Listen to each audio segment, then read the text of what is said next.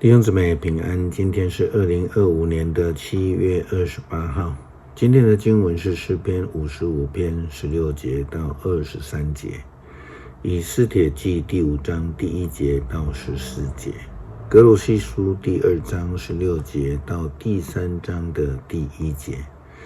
今天要跟大家分享的主题是真实。对于众多台湾人来说，刚过的礼拜六好像是一场梦，极为不真实。台湾人面对极为不确定的将来，正如同以斯帖皇后时代的以色列人所面对的境况一样，有狂人想用尽方法来灭尽以色列人。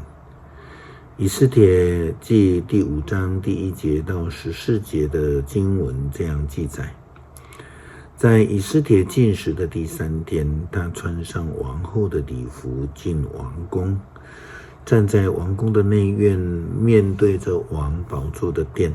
王正坐在宝座上，面朝殿门。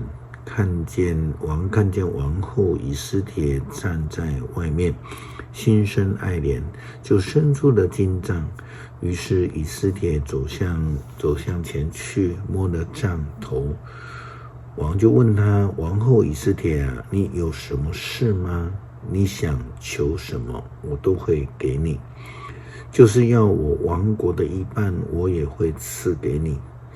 以斯帖回答说：我若蒙陛下的恩宠，请陛下和哈曼今晚光临我专程准备的宴席。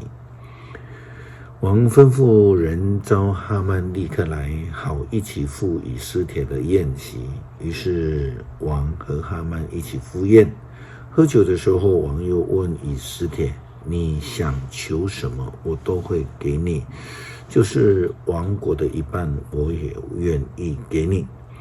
以斯帖说：要是我得到陛下的恩宠，准我的请求，请王和哈曼明天再光临我专程为你们准备的宴席，那时候我就告诉王我有什么请求。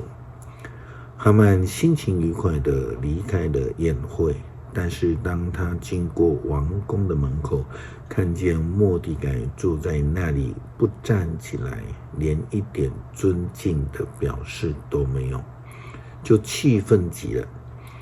但是他压住自己的怒气，回到家里，然后请朋友们到他的家来，也叫他的妻子细利斯出来。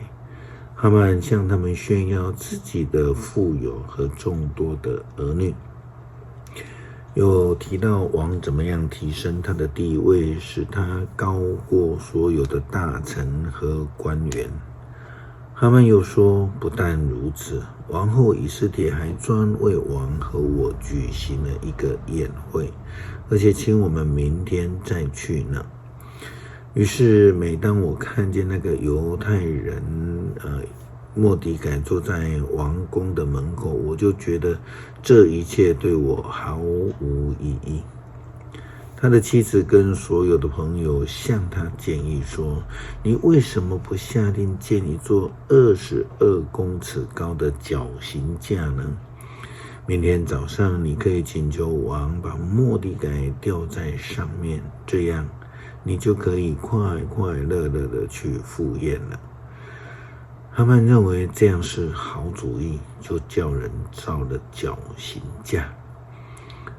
保罗在写给哥罗西教会的书信里面，哥罗西书第2章16节到第3章的第1节这样的提到，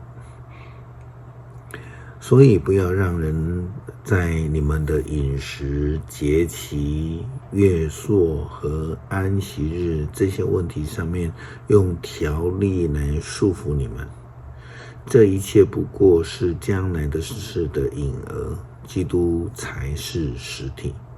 不要让那些坚持有特殊远见、故作谦虚、崇拜天使的人，使你们丧失了得奖的机会。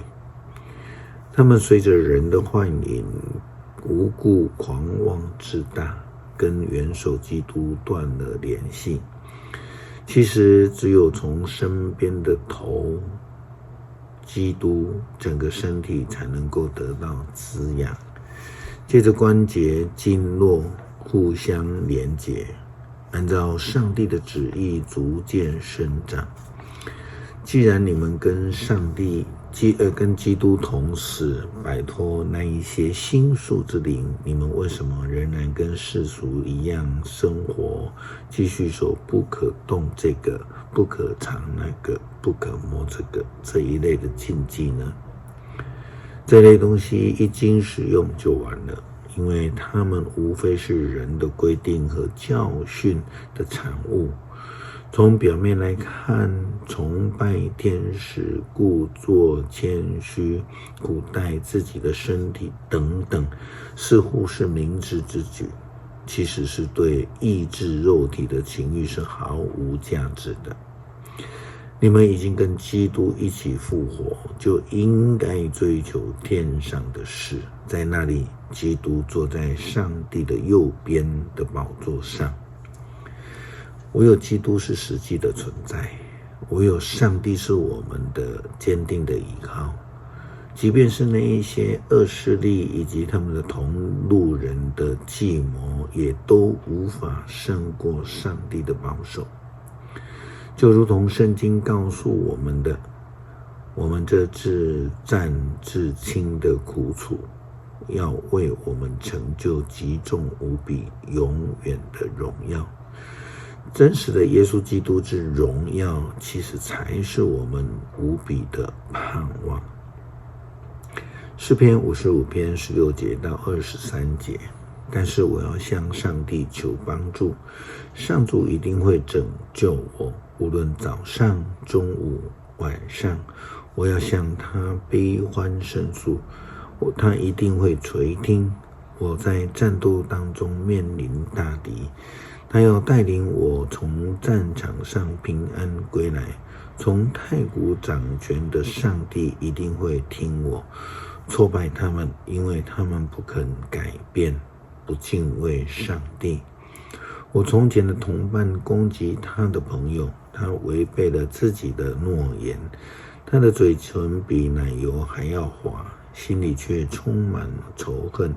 他的言语比油还要柔润，其实真像一把出鞘的利剑。把重担卸给上主，他一定扶持你，他绝对不让一人失败。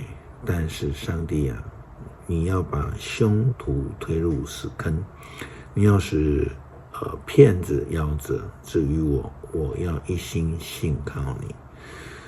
在我们遇见困难的时候，求主帮助我们能够坚定。愿主主祷文当中带领我们脱离凶恶的应许能够实践，让我们能够体会真实基督之救恩。祷告奉主耶稣基督圣名求，阿们。